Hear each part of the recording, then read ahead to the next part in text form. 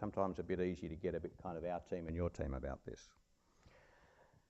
So if that's right, if I've succeeded in persuading you that the best option for Australia is to encourage the United States to share power with China in Asia, what should we do about it? Well, there's obviously lots of things we should do, but the most important thing we should do is to talk to America. And a part of that is that I think that the US debate on China and how they should respond to it has not been going our way. The reason for that is that I think in the end, the instinct in the United States, for reasons I completely understand, is to compete. And that the risk is that US policy will slide into competition without ever having really paused and thought, is this worth what it's going to cost us? And one of the reasons for that is that I think Americans underestimate China as a strategic competitor. I surprise Americans, I often surprise Australians, when I say that I think China is a more dangerous strategic competitor than the Soviet Union. It's less well armed and it's less aggressive, but it's richer. And in the end, that's what really counts. I think for the United States to take on China as a strategic adversary would be a terrifically serious decision. There's no law that says it would win.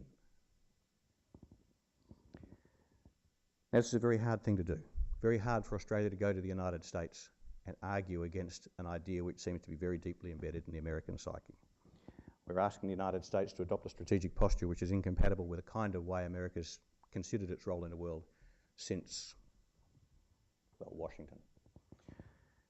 And I understand that. The sense that for America, with its sense of exceptionalism, the only form of strategic engagement which fits America's exceptional nature as a country is leadership.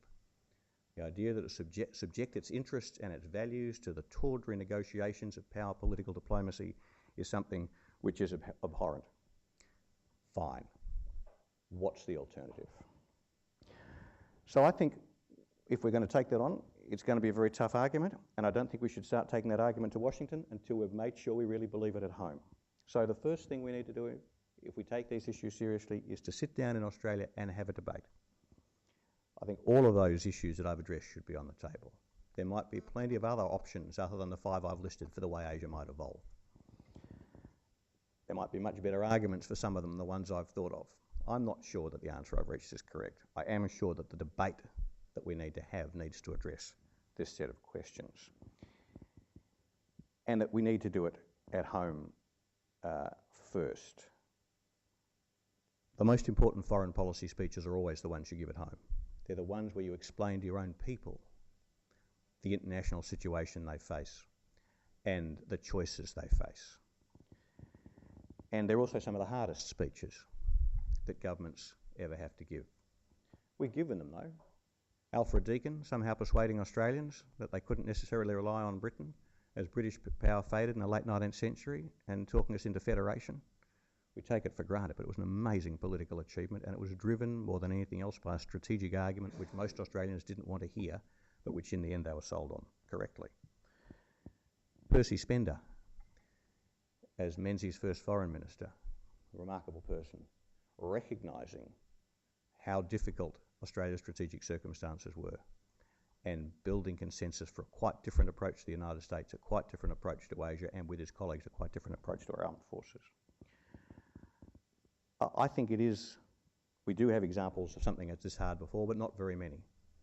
It is a real test for our maturity as a country and our maturity as a foreign policy community that we can conduct this debate in terms that do justice to its seriousness. Thank you very much.